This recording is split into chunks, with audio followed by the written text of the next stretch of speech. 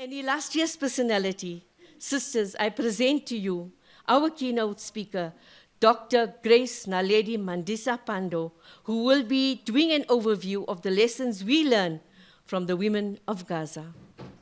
Welcome.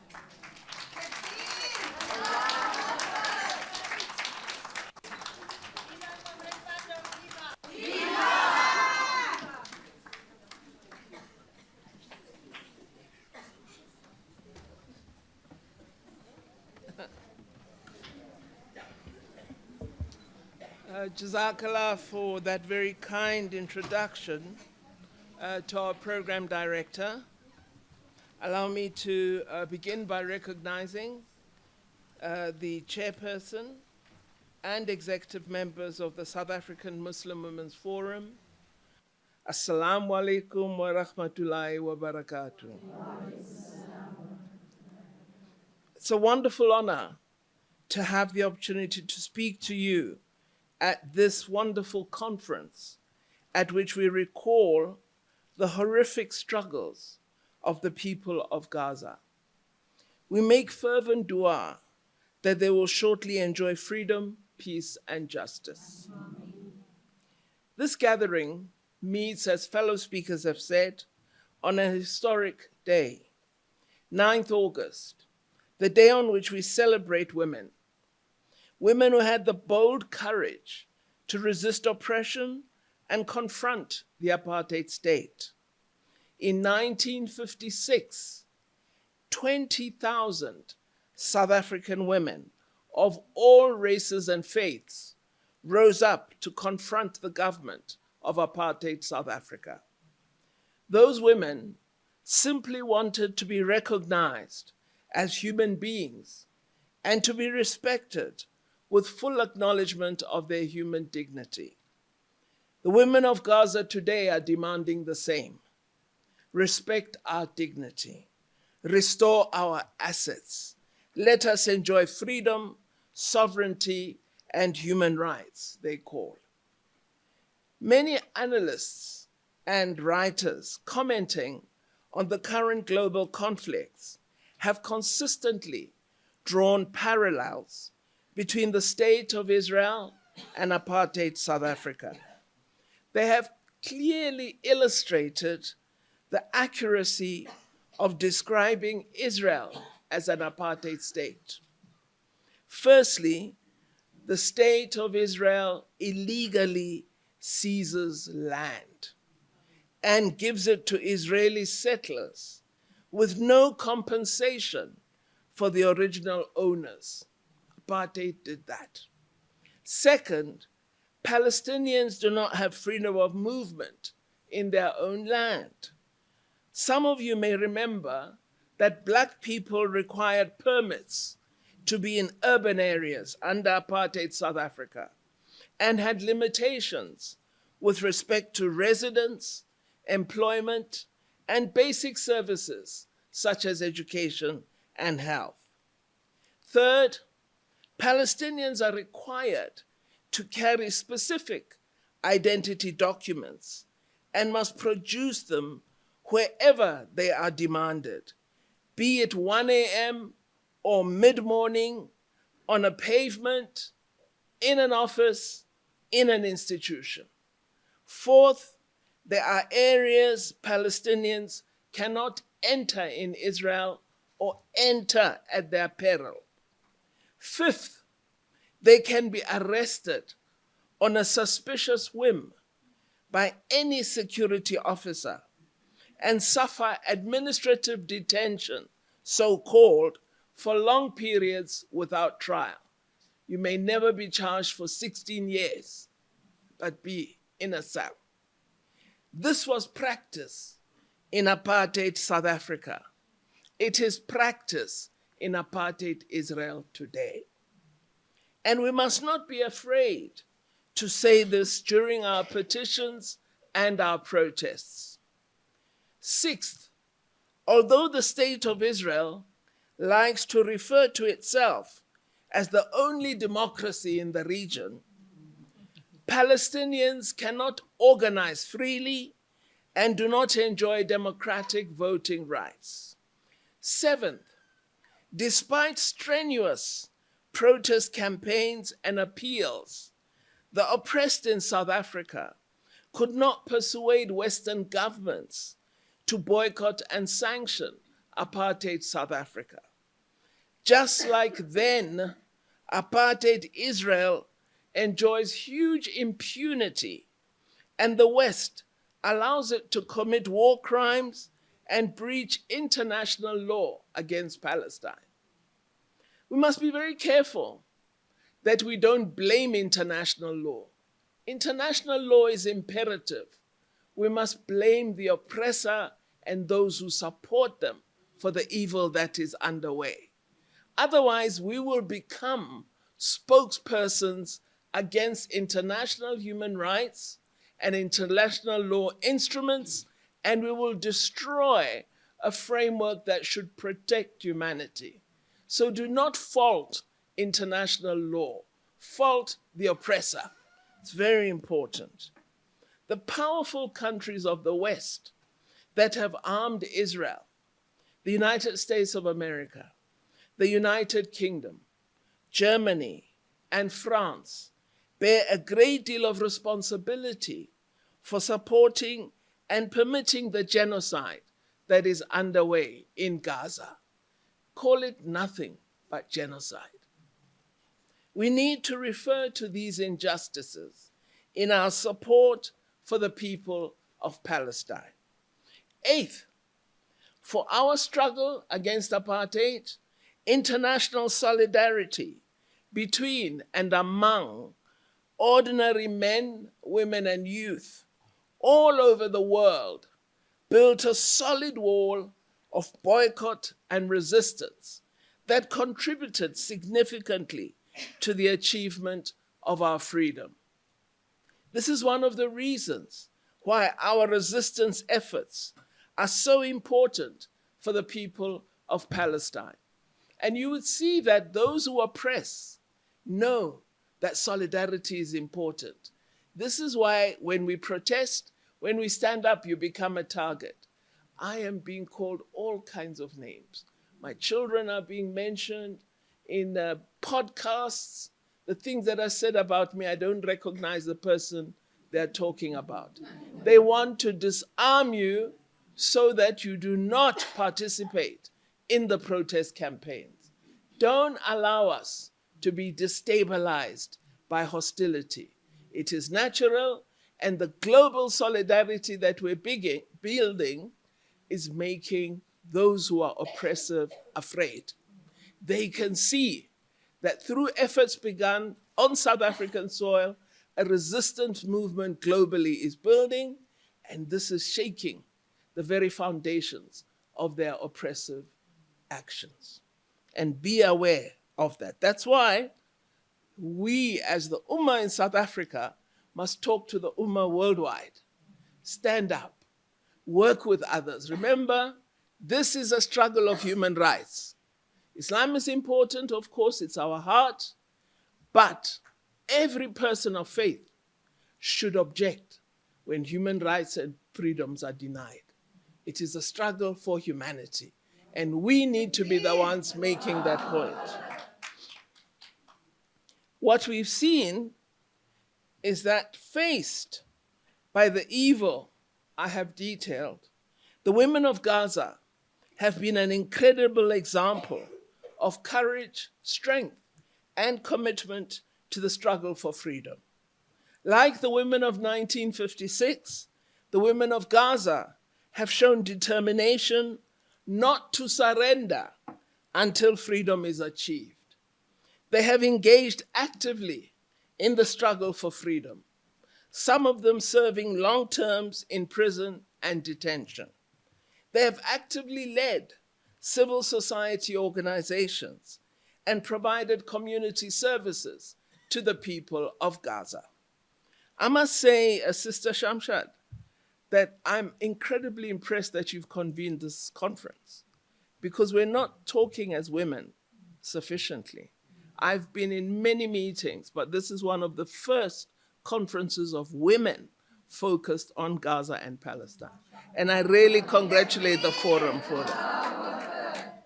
I really, really congratulate you on that. No struggle comes easy.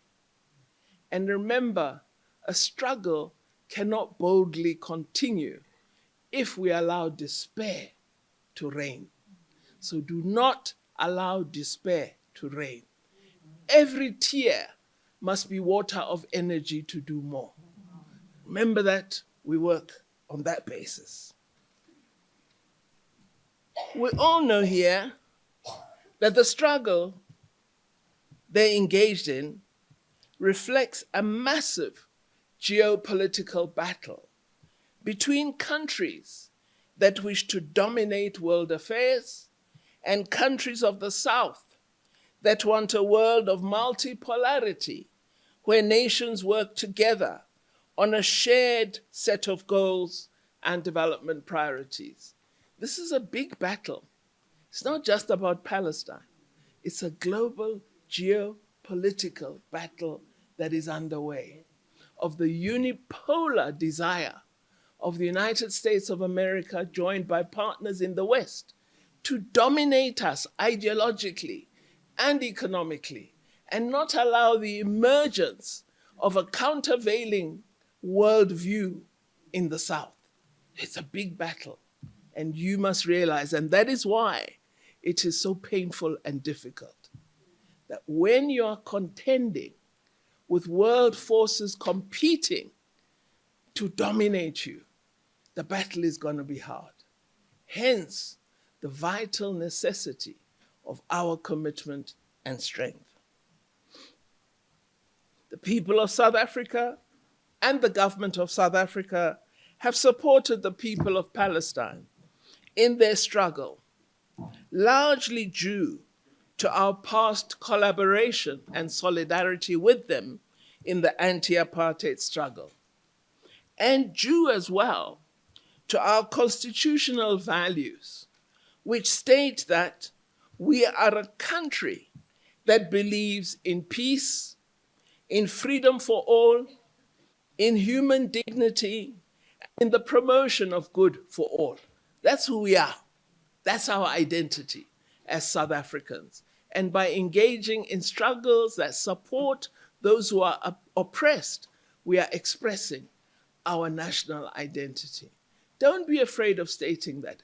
Read the Constitution and what it says about international matters.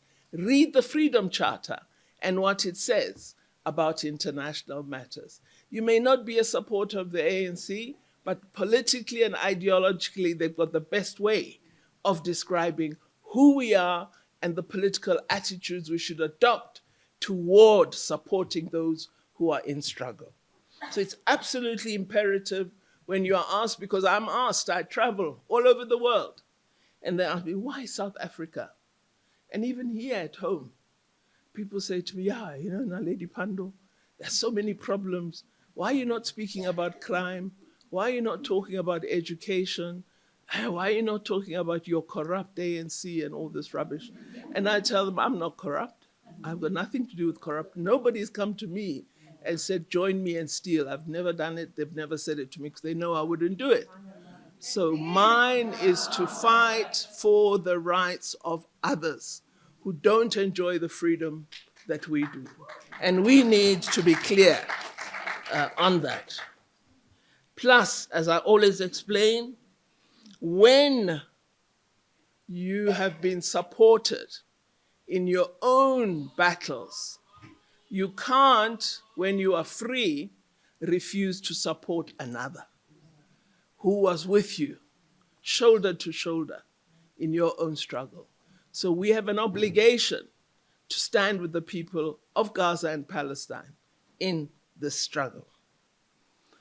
This foundation of human values that is part of the South African constitutional framework is one of the reasons that urged South Africa to take the case of the ongoing genocide to the International Court of Justice. We utilized international law to call on the world to stop the murderous slaughter that was underway in Gaza. We were able to expose the duplicity of Israel and its collaborators. And we continue to urge the world to do more to end the genocide. Some people believe we didn't achieve much with the ICJ case. We put the issue of the genocide on the global agenda. We were able to present evidence in an international court on research material we had gathered factually on what was underway in Gaza. And for the first time, we had the Israeli government attempting to defend its actions and failing before the court of world opinion. We, South Africa, achieved that. And of course, as you know now, we have been joined in the case by many more countries, and we will continue to agitate that others join us. Many of you that are present in this hall have contributed bravely in some way to the cause of Palestine. We urge you to continue your pickets, your petitions, your phone-ins, and your YouTube commentary.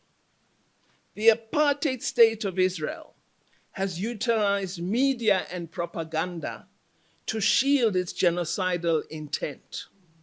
We need to be more strategic in calling for more factual and balanced communication. And I'm so glad in the United States of America, there's now a huge group emerging that is confronting the mass media in America. And we must confront the media even here to begin to tell the truth. I recall how I was dealt with by this newspaper, Daily Maverick, as though they said that I'm a tool of Iran, and I'm an office of Hamas in South Africa, and so on. Just lies in order to demonize me and therefore to detract from the core issue, which is the harm Israel is doing to the people of Gaza and Palestine. And there's always, when there are oppressive actions, there's always deflection to try to draw your attention elsewhere so that you lose your eye on the key issue, which is oppression. So don't allow that to happen. We are arguing that we need to improve our media engagement. We need to improve our communication. We need to have you, young people who are present here, using social media far better. We think you may not be communicating the factual position sufficiently. We know you tweet, we know you're on Instagram, we know you are very active on social media. We would like to see more messages from South African social media users saying what the truth is, encouraging young people worldwide to join this campaign against the injustice that we see. We have to look at one of the outcomes of the South African-based campaign for Gaza, which is showing the world that this is a human rights struggle. We need to say that more and more and more. We also need to say to the world that we are proud in South Africa that our campaign in support of the people of Gaza and Palestine is supported by Christians, by Jewish, by Muslim people, by all faiths in South Africa. It is not based on one faith, it is based on human rights. So it's very important that we as Muslims who are seen as leading in this campaign, that we draw an interfaith relationship with others so that the core essence of human rights is recognized. This is critically important because we don't want to give anybody a weapon that allows them to label our struggle in a particular subjective manner that then destroys who we are and what we want to achieve. So an obligation rests on you to work closely with your neighbors, to persuade, to engage, to educate. And we are not, I think, doing that sufficiently. I really, though, I have noted that many in our country are focused on drawing in multi-faith participation, and I congratulate them, especially the health professionals, who I think have really done an incredible job in this area. Today, the apartheid state of Israel is working on the final eradication through genocide of the people of Gaza. We must shout out loudly at all embassies that provide arms to Israel and call for an end to the starvation and genocide. The women of Gaza have bravely struggled for decades. We must stand in solidarity with them and all who are denied human rights. We've been speaking to some friends worldwide about the children of the Rohingya who are in camps in Bangladesh. Due to the American government and others reducing funding for UNICEF, UNICEF is unable to continue the refugee education programs they were offering in the camps, and the children of the Rohingya are not getting education. So we are trying to see whether it's possible that we get support for them, at least through some minimum curriculum material and programs that help to continue their education in the refugee camps. So we need to pay attention to the situation of Muslims all over the world. While this of Gaza and Palestine is the most critical one, Muslims as minorities in different parts of the world are suffering great harm and require support from we who enjoy freedom of religion in our countries. You might recall our late president, Nelson Mandela, when he said to all of us in a public address that we need to live our lives making good trouble to achieve change. I urge you as chair of the foundation to make good trouble in your efforts to ensure the women of Gaza experience freedom and liberation in their lifetime.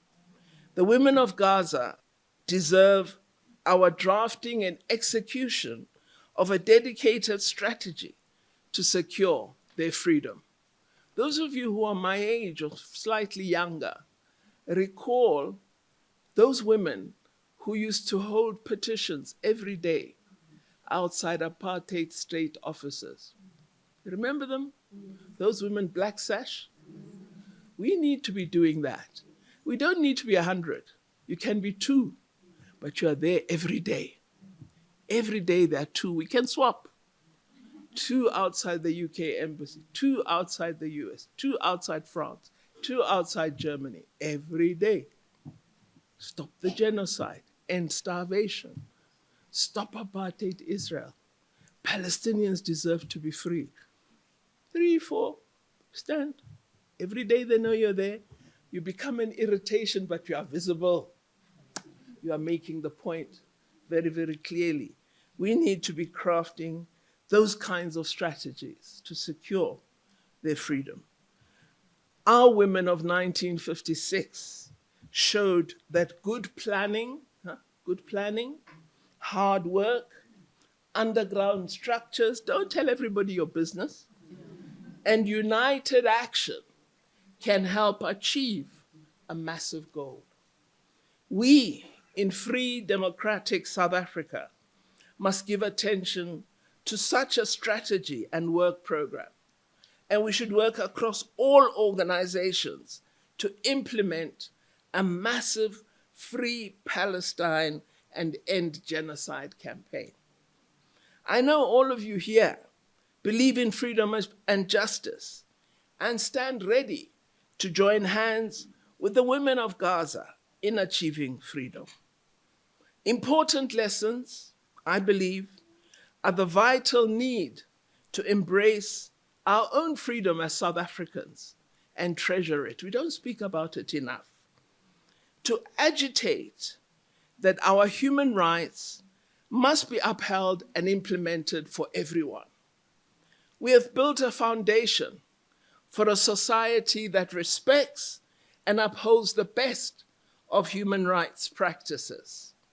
We must share this foundation with the world, and also not make the error of taking our hard-won freedom for granted. Look today at what is happening. Dr. Suleiman spoke about freedom of expression.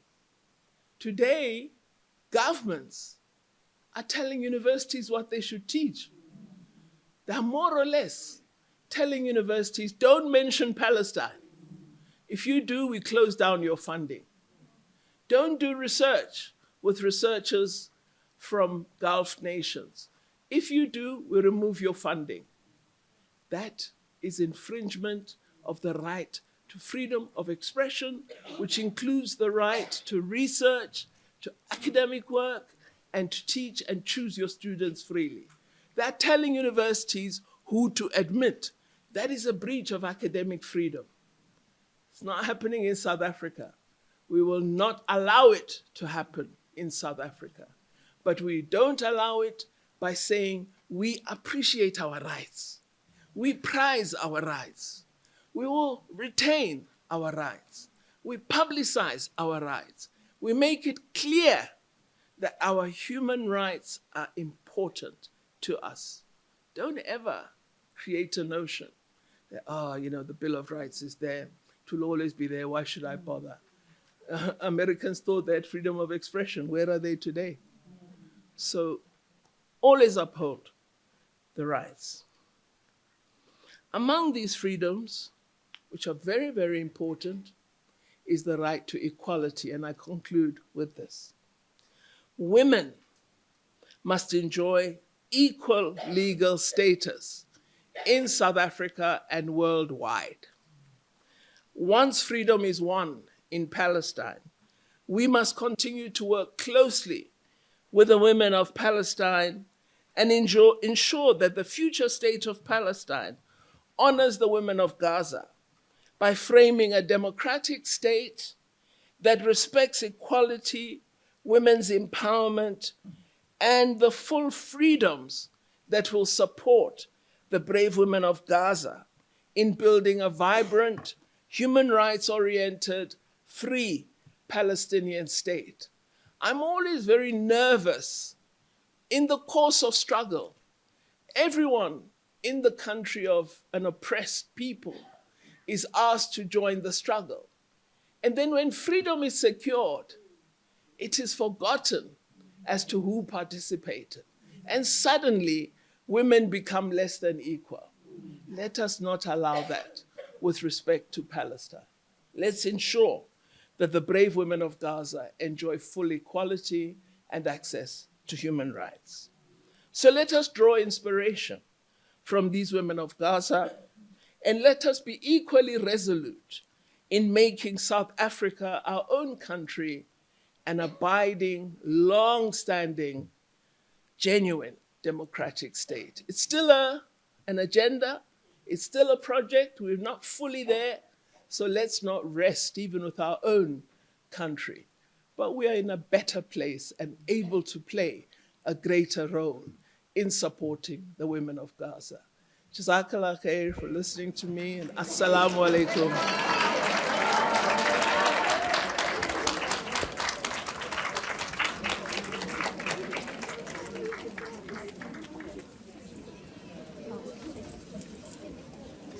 I now have one of the ladies from Pretoria, and I know she's probably a neighbor of Uncle Joe, our video Uncle Joe, at the office. Assalamu alaikum to you. Tell us about yourself and the organization you represent as well.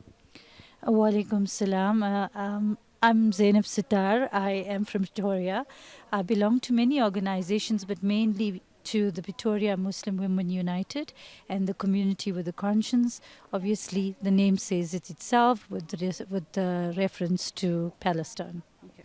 So why did you attend this conference today? I attended because I always want to be part of anything and everything relating to Palestine and Gaza, and anything that goes towards the benefit of Palestine and Gaza is obviously what intrigues me to attend. I also came through because I knew Dr. Naledi Pandor was going to be here, and she's been part of the solidarity movement from the onset. And then Dr. Quresha Ismail, which was also something I wanted to hear. And yes, mainly to hear what women have to say for women. What message did you take away, that you've taken away from the various speakers here today? As a woman, I would say that I took away me standing up firm in my rights as a woman and standing firm for the women of Gaza. And we do not need to step back for any part of people stopping us. And also the fact that we need to be present as women for Palestine, for women in the world, for women in any part of any restrictions or any inequalities for women. I took that away today, and to stand firm, to raise my voice as a woman. And of course, you belong to these organizations within your community. What has added value to you, besides the point that you make now, meeting up with your ladies in Pretoria, meeting up with the conscious community? What message are you going to carry forward for them?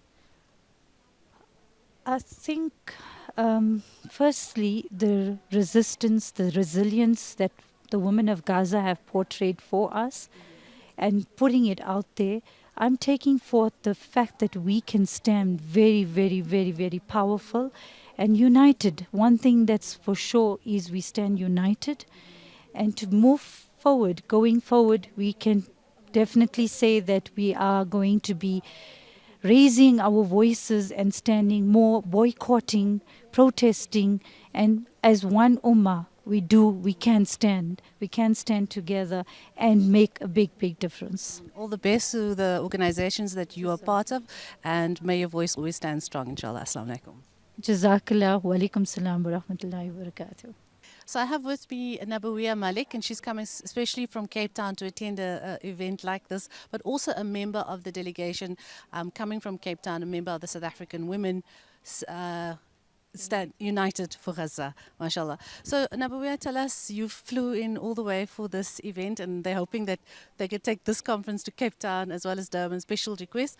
So tell us your experience, inshallah. Assalamu alaikum wa rahmatullahi wa barakatuh to everybody. I feel that within South Africa we are a unique community because besides the fact that we've taken Israel to the ICJ and we have charged them with genocide, but there's something about South Africa and the people of South Africa where we realize that resistance is in our blood. And inner strength is within our blood, alhamdulillah.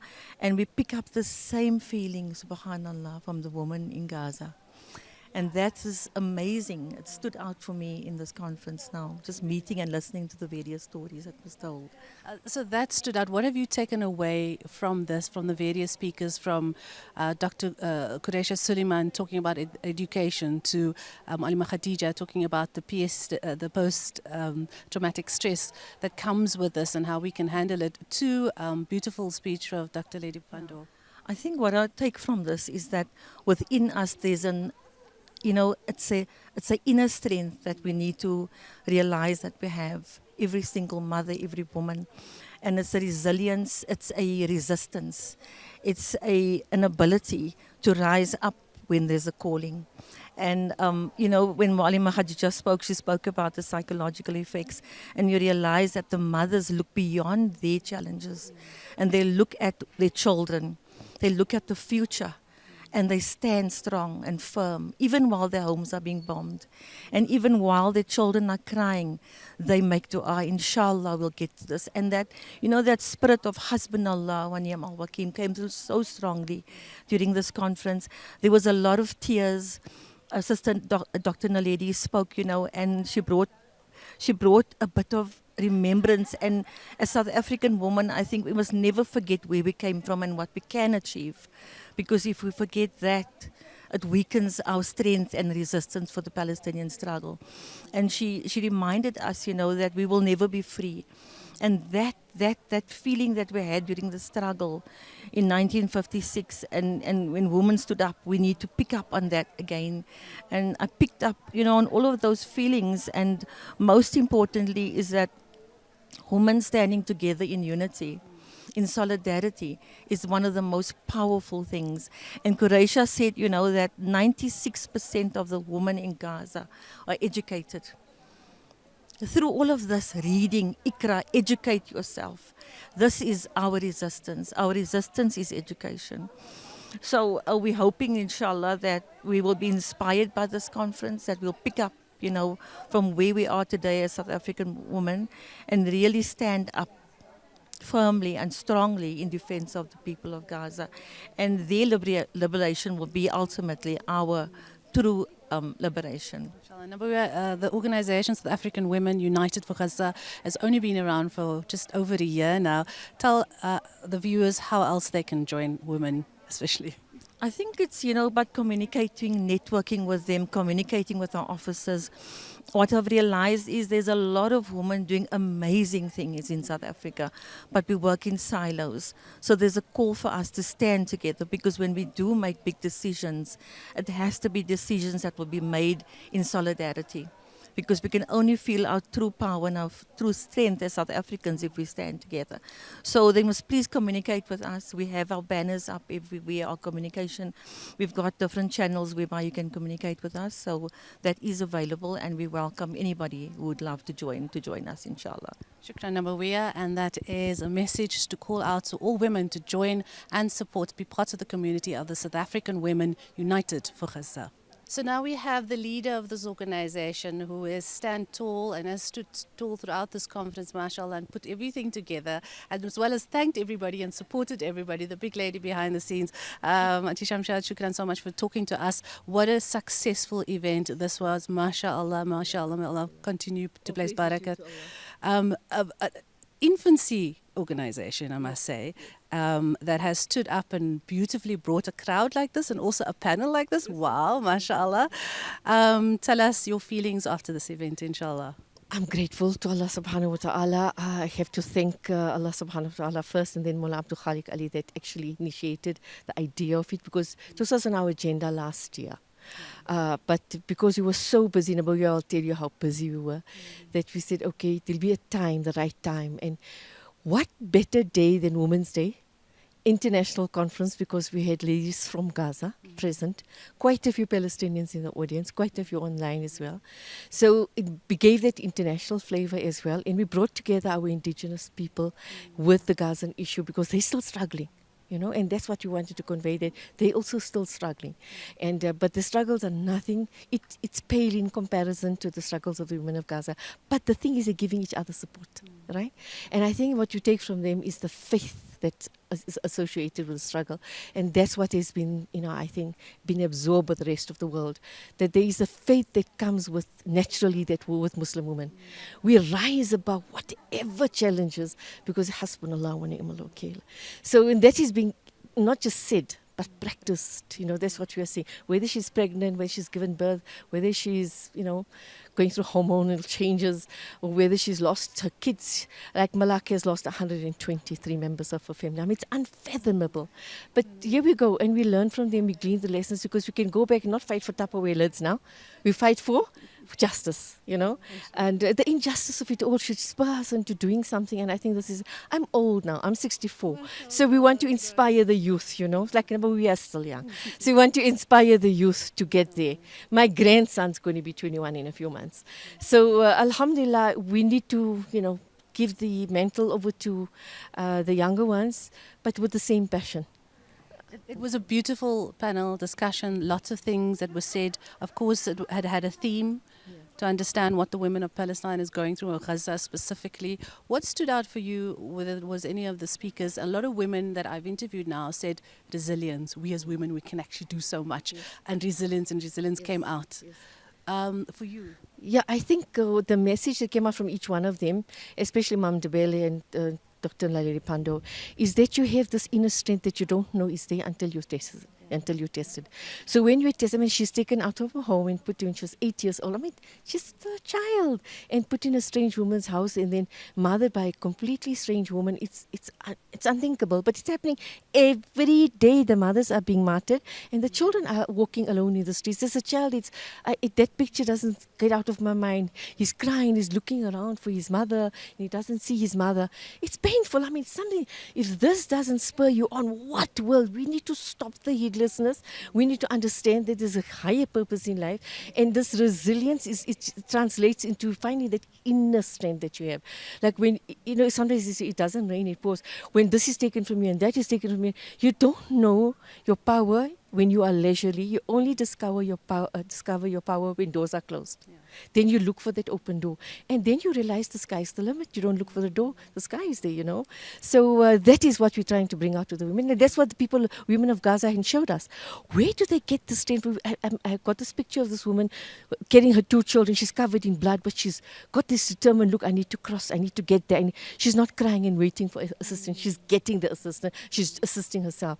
So all the lessons of strength, we don't know what's going to hit us tomorrow. But the lessons we learn from them is that implement whatever you see because it's based on faith. So where to next for the South African Women United for Gaza? You've mentioned earlier that you want to go to Cape Town and Durban, get the youngsters involved. Tell us more.